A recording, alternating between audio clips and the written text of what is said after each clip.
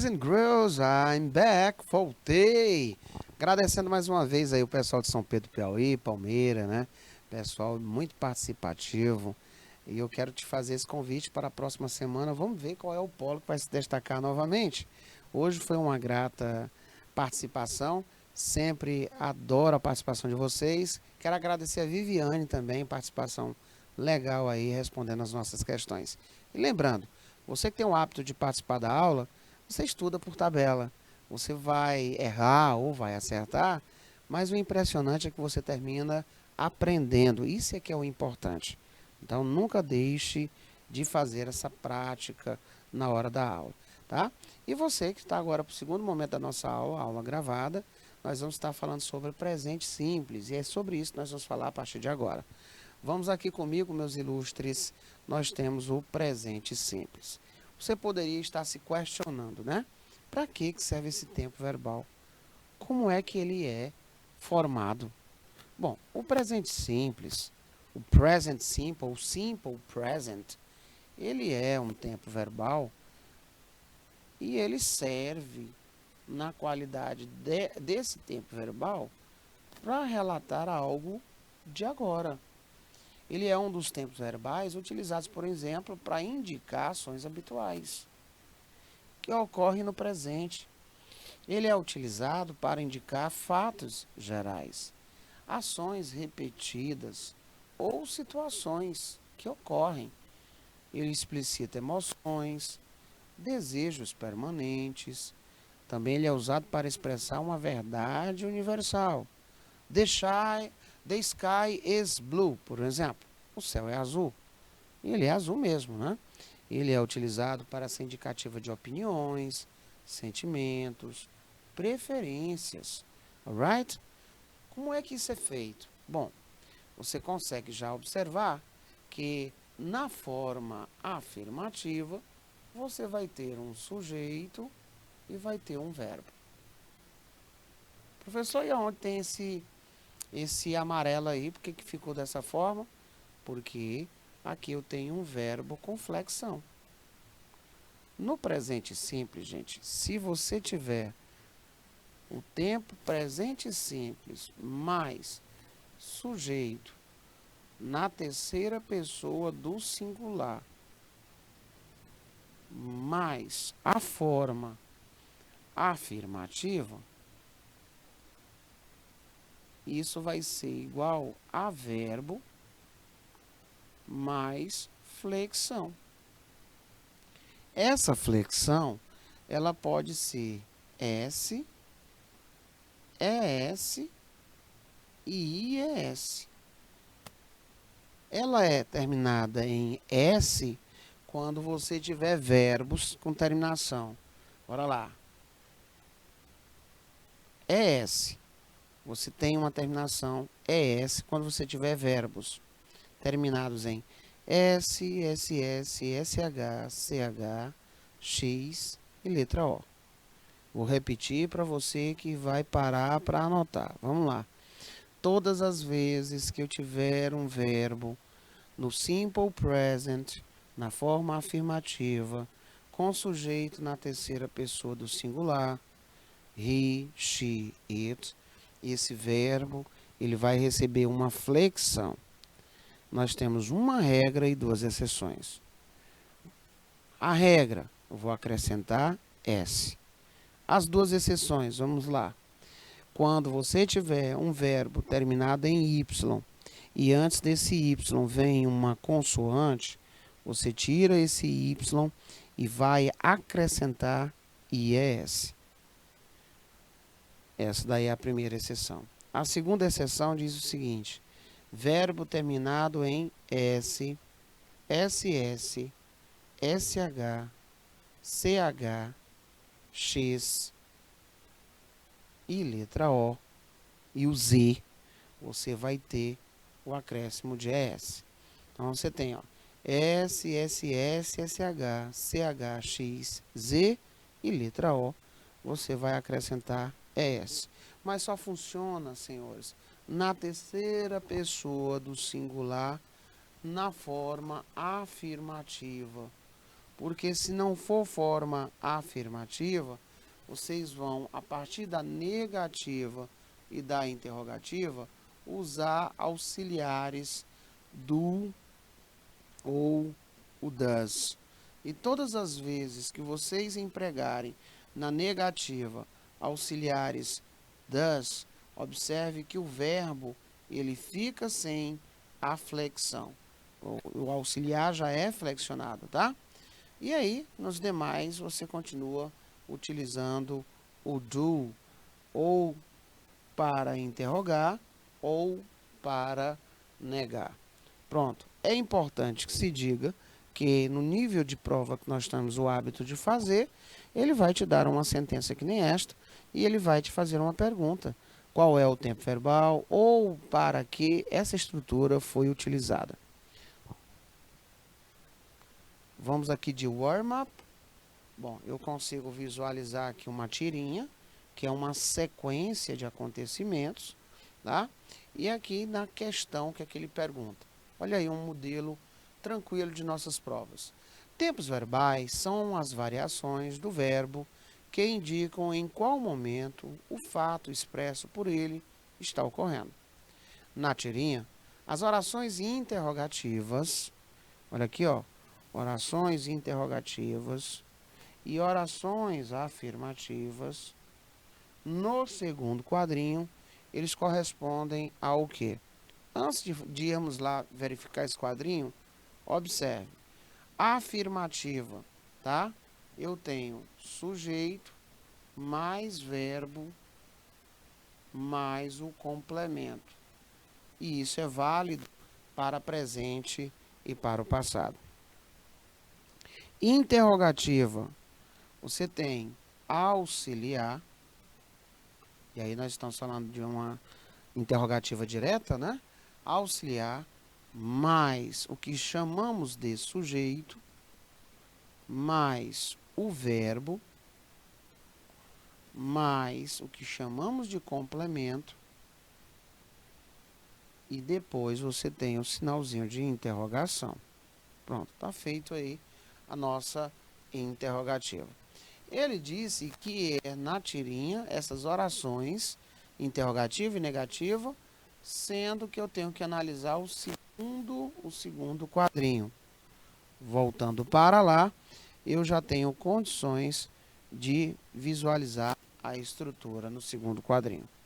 Quando ele disse why don't you get one? Why don't you get one? Why don't you get one too, Smud? E ele ainda reiterou que it comes, tá? It comes. O que é que aconteceu aí, ilustres? O don't, ele é utilizado numa sentença interrogativa de presente simples, tá? O verbo comes, esse S é um S de flexão. E essa é uma flexão que também só acontece no presente simples, forma afirmativa, tá? Ele começa assim: That's some cool tattoo, Jim 5. Que tatuagem maneira. Aí ele disse, todo animadinho, por que você também não faz uma? Sai com água e sabão. Observe aqui no terceiro quadrinho, quando falou água e sabão para o Cascão. Relembre aí, qual é a característica de higiene do Cascão? Né? Roll, me, né? E ficar tatuado para the rest of my life. E ficar tatuado pro resto da minha vida. Por quê? Porque ele não é muito dado com as questões de higiene, né? Então, respondendo essa primeira parte, se fosse para fazermos condicional, você teria que ter o would.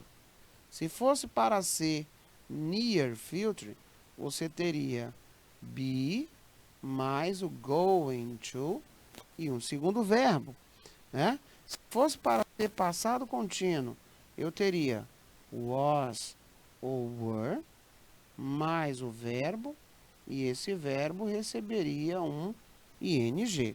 Sendo assim, nós temos tranquilamente essa seção aí em destaque e a resposta correta, letra B de bola. Letra B de bola. O mesmo texto, o que é que ele vai querer? Cascão, ao receber a sugestão do Cebolinha, ele demonstra chateação, pois. Ora, ele dá uma sugestão e ele demonstra chateação em qual quadrinho? Ele demonstra chateação em qual quadrinho? Vamos lá ver. Então, aqui ele está de boa, não é? Aqui ele está observando, mas aqui ele não está muito bem, não. Olha a expressão, olha como ele está aí com o corpo. Já no segundo quadrinho, quando ele estava atentamente ouvindo a sugestão do amiguinho para fazer uma tatuagem, porque sai com água e sabão, tá? Ele já ficou assim meio que na defensiva. Mas lá no terceiro, ele apresentou lá o seu queixume.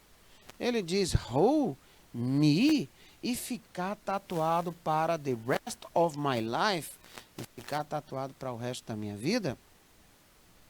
Letra E, porque para Cascão, a tatuagem, gente, seria definitiva, tendo em vista os seus hábitos de higiene.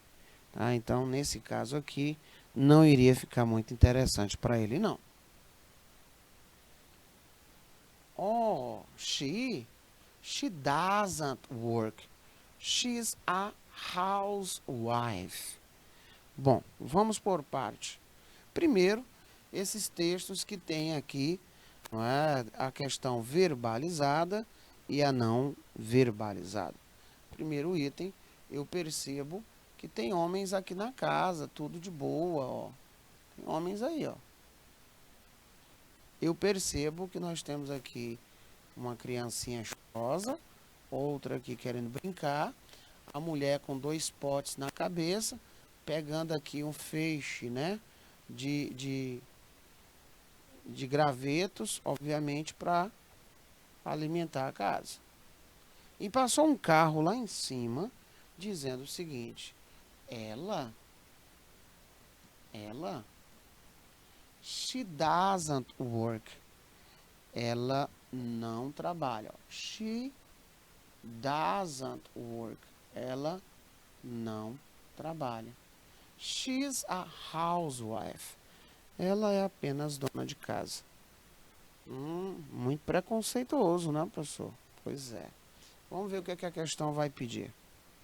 Na oração doesn't work, lembrando que aqui é a abreviação de does mais not, ele, obviamente, está presente nas formas negativa e formas interrogativas do que chamamos de simple present.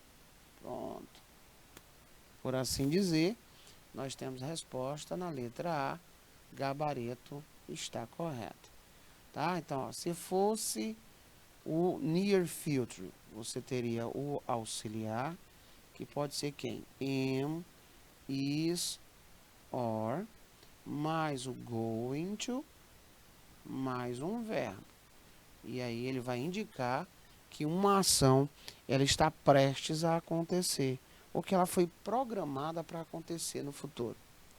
Se fosse o simple future, eu teria auxiliar, que é o will, para todo mundo, mais um verbo, e esse verbo ele estaria na sua forma base, ou seja, tira aquele to e acrescenta o will.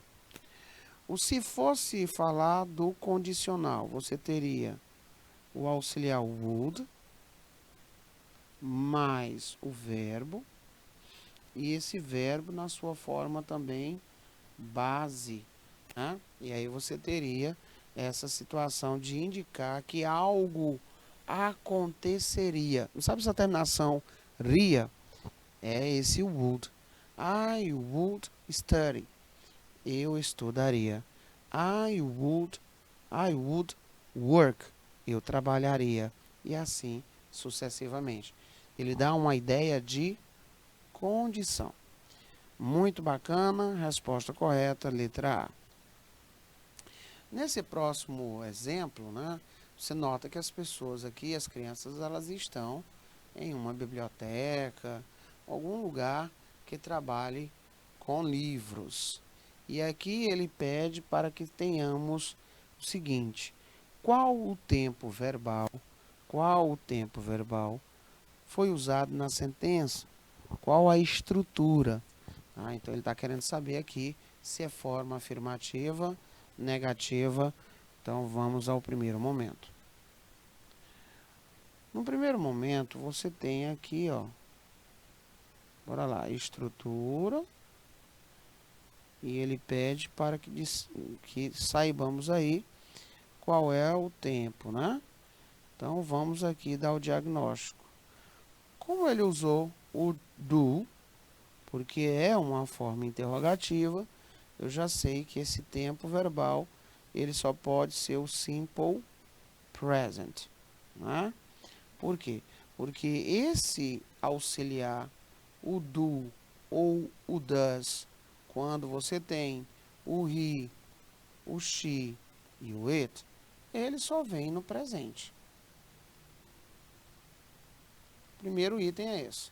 Então, quando a criancinha lhe perguntou, do you have anything new by Shakespeare? Você tem alguma coisa nova de Shakespeare? Obviamente é um gracejo, porque Shakespeare é das antigas. Right? Outro detalhe, uma criancinha já lendo Shakespeare. Beleza? Então vamos aqui, que é o presente simples. Ele perguntou pela estrutura. Ora, se ele iniciou com auxiliar, do, mais o sujeito, que é you, mais o verbo, que é have, e teve o complemento, mais o sinal de interrogação, então a estrutura aqui a ser utilizada foi a forma interrogativa. Aí é a nossa resposta. Forma interrogativa. Certo? E descrevemos aí para você toda a estrutura. Então, do you have, você tem. Tá? Does she have, ela tem. Então, essa seria a nossa resposta. Bom, em se tratando de passado simples, o nome já sugere. Ele é um tempo verbal que tem a capacidade de dizer que algo ela é do passado. Tá, professor, isso aí eu já sei. Mas vamos rememorar o seguinte. Quando eu falo de passado, no inglês, eu tenho esses fragmentos desse passado. Nós terminamos de ver no primeiro momento de aula o past perfect. Ele indica que uma situação ela tinha acontecido antes de uma outra no passado. Ponto. Check. Lembrei, professor. Pois bem, o passado simples, gente, como o nome sugere, ele é simplório porque ele inicia e ele termina completamente no passado. Ele não tem vínculo com o passado. Daí dizer que esse passado, ele é um passado determinado, porque a ação ela é terminativa, ela é uma ação exaurida, é uma ação que já era. Como é que eu sei disso? Através dos verbos, se estivermos falando da afirmativa. O verbo na afirmativa, ele vai estar no seu passado direto. Esse passado direto, ele pode ser um verbo regular, terminação é de, ou irregular. Então, sintetizando, o passado simples, simple past, ele descreve uma ação que já ocorreu e que não ocorre mais. A ação começou e ela terminou, ou seja, ela teve o início e teve o seu fim completamente no passado. tá? Aí você pode dizer assim: tem algum tempo que tenha esse, esse, essa conectividade do passado com o presente? Do, temos. Ele é chamado de present perfect tense. O presente perfeito, ele é também muito utilizado, sobretudo naqueles casos que queiramos dizer que a ação iniciada num passado, que não sabemos quando, pois o passado é indeterminado, ela ainda tem relevância, ela ainda é importante para o tempo presente. Daí dizer que ela é uma ação inacabada. No passado, não. Esse cidadão, ele começa e ele termina no passado. E na sua forma afirmativa, o verbo vai para o passado direto, tá? Você consegue visualizar que todos aqui são terminados em ed. Então, quando você observar isso numa forma afirmativa, tá? No simple past, ele vai dizer que esse é um verbo regular, tá? Esse é um verbo com regularidade. Ah, professor, então todas as vezes que um verbo for terminado em ed, ele é regular. Agora nota, isso só funciona na afirmativa, porque a partir da negativa, quando eu aplico o did, ó, did, tá? Eu apliquei esse did, olha o que é que aconteceu com o verbo. Ele volta para a sua forma presente. Ah, então eu entendi. O did apareceu, o verbo fica no presente. Perfeito. Ó. Ele aparece tanto na forma interrogativa como na forma negativa. Ó, did apareceu. Olha o did aí, ó. Antes do sujeito. Olha o que é que acontece com o verbo. O verbo volta para o seu presente, porque agora quem indica passado é o próprio auxiliar. Então, recapitulando, passado simples, a ação começa e termina no passado. Eu posso dizer que ela é uma ação terminativa e o passado ele é definido. Na forma afirmativa, o verbo ele é terminado em ed quando ele for verbo regular. Quando eu precisar fazer a negativa e a interrogativa, eu vou aplicar o auxiliar did. Esse did, nosso did, né? Ele vai receber um verbo. E esse verbo, ele tem que estar no presente, ou seja, infinitivo sem o to. Por isso que é chamado de verbo base. E professor, e só tem esse verbo regular, é? Não. Nós temos os verbos também chamados de verbos problemáticos, porque eles possuem uma forma própria para designar o seu passado. Olha aqui o verbo voar, né? Olha como ele fica, ó. Fly. No passado, ele fica naquela situação de irregularidade. Professor, e por que aqui, nesse exato momento, ele ficou com a grafia de fly? Porque a partir da forma chamada negativa e interrogativa, entrou em ação o auxiliar, esse verbo volta para o seu presente. Porque agora quem indica passado é o did. Na interrogativa, do mesma forma, o auxiliar entrou em ação para a negativa e para a interrogativa, o verbo ele fica no presente, tá? Então é simples de você visualizar isso.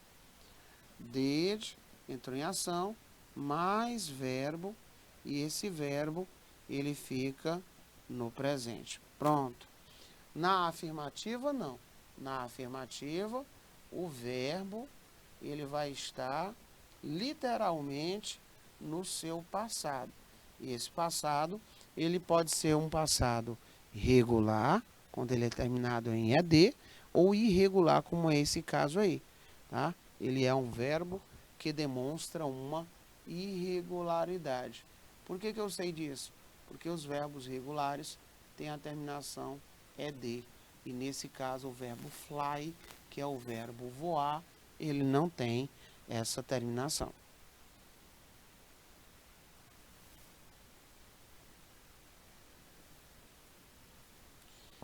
Vamos lá. A charge acima apresenta algum verbo conjugado no simple past. E quais são esses verbos? Será que eu tenho um verbo conjugado no simple past? Tá? Bom, é o seguinte. Nesse primeiro aqui, você consegue visualizar, por um exemplo, o próprio was. Tá? O próprio was, ele é um verbo no passado. Então, esse aí é a nossa resposta. Ele é o passado do verbo to be. No passado, ele vai ser quem? O was ou o were. Muito bem. Professor, mas aqui nós temos outro verbo. O verbo veja. Bom, ele iniciou essa frase assim porque ele está no modo imperativo, tá? Modo imperativo. E a questão pede que nós tenhamos aí a situação de passado. Outro verbo que você observou aqui é o verbo sleep, né, que é o verbo dormir. E aqui ele está no plural. Os cachorros dormem. Os cachorros dormem.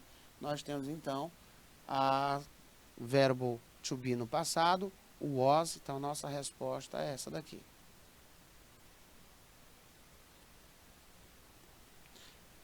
Sim é a resposta. E quais são os que estão no passado? Né? São esses aí, o was. O restante, modo imperativo, e o outro no presente simples.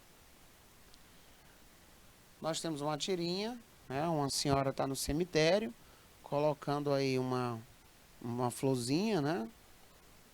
No segundo momento, a senhora está muito triste, ela diz assim, what did he say? Tá? No primeiro momento ela diz assim, I'll never forget his last words. Nunca esquecerei, nunca esquecerei, nunca esquecerei as suas últimas palavras. Eu nunca esquecerei as suas últimas palavras. Aí a senhorazinha disse assim, what did he say? O que ele disse? What did he say? O que ele falou? O que ele disse? Que ele falou o seguinte, pague as minhas contas. Pague as minhas contas, por assim dizer, né? Pague os minhas contas. Olha aí. Cuidado que às vezes a gente tem aí umas expressõezinhas que são bem tinhosas. E aí eu deixo aí o desafio para vocês depois visualizarem, tá bom? Aí vamos lá.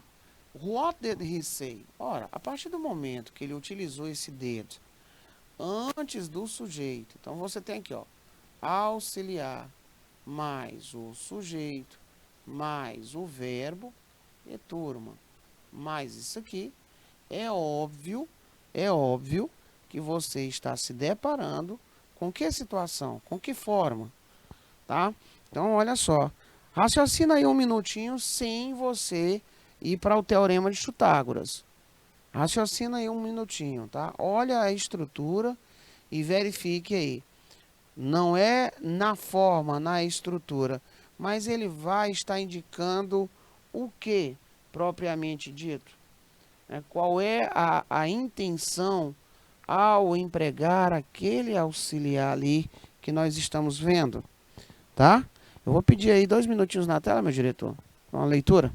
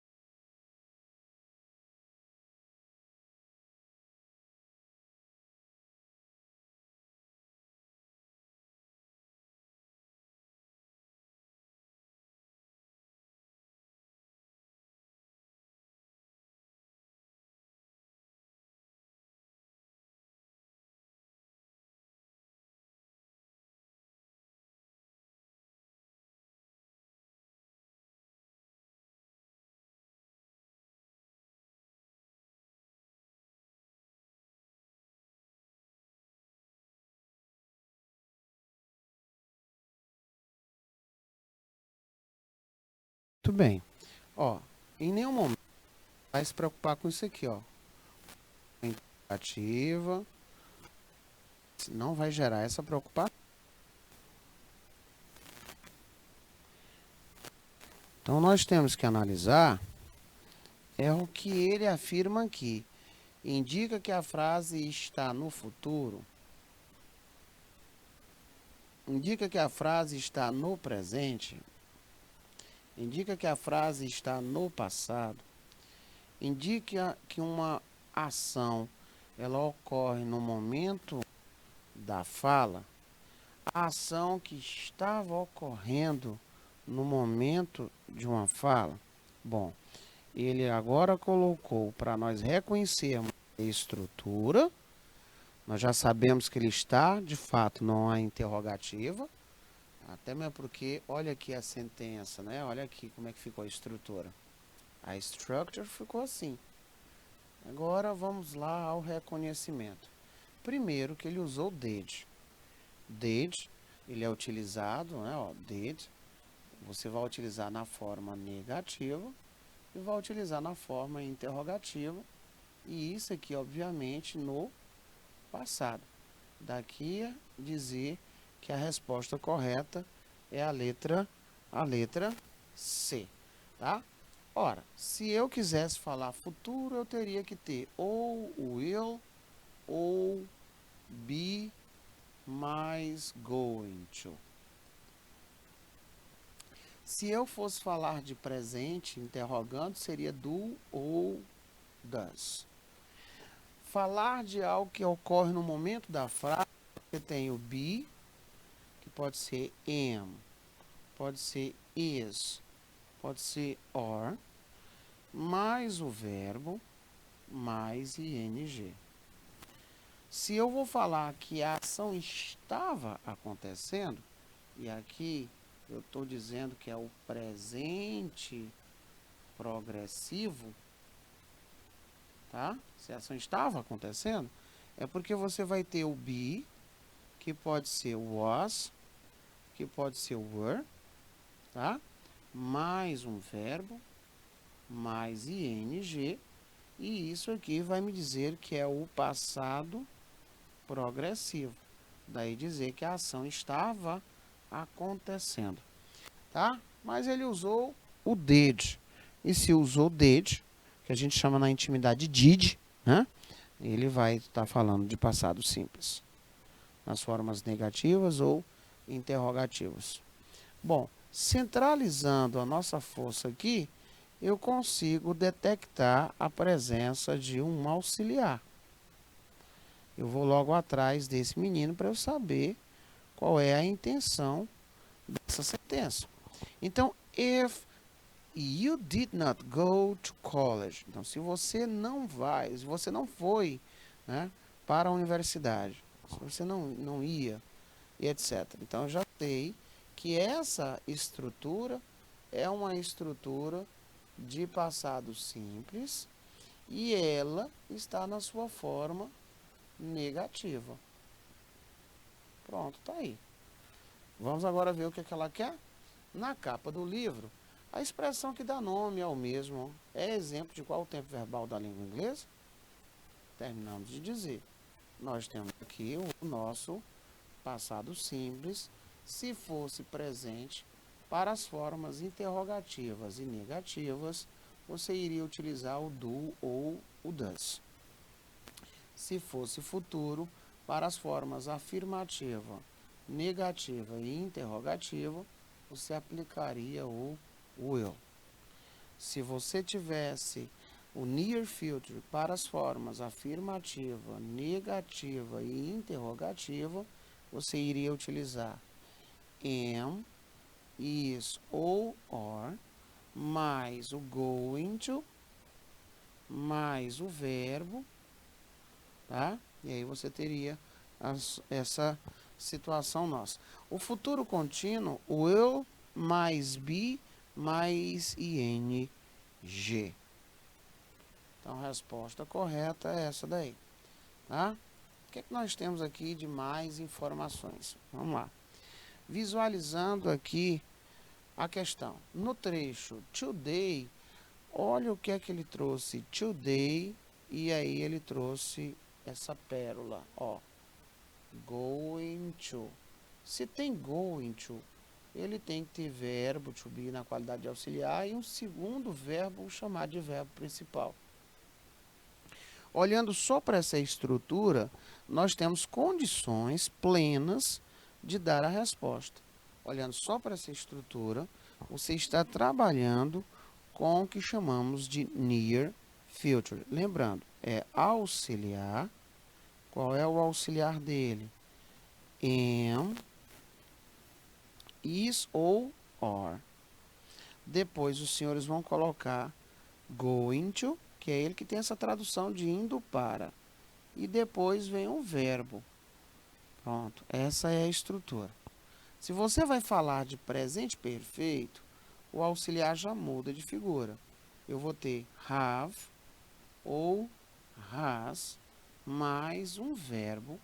E esse verbo, senhores, é importante que se diga que ele vai estar numa situação chamada de particípio passado. Ele é a terceira casinha de moradia de um verbo, né? É a terceira casinha. Vamos lá. A primeira, nós vimos que é o infinitivo. A segunda, nós vimos que é o passado. E a terceira é o particípio passado. Bom, nessa situação de passado aqui, na afirmativa, nós teríamos o quê? Um sujeito mais um verbo e esse verbo diretamente no passado. Esse passado, por sua vez, ele pode ser um regular com terminação ed ou irregular, quando ele tem vida própria.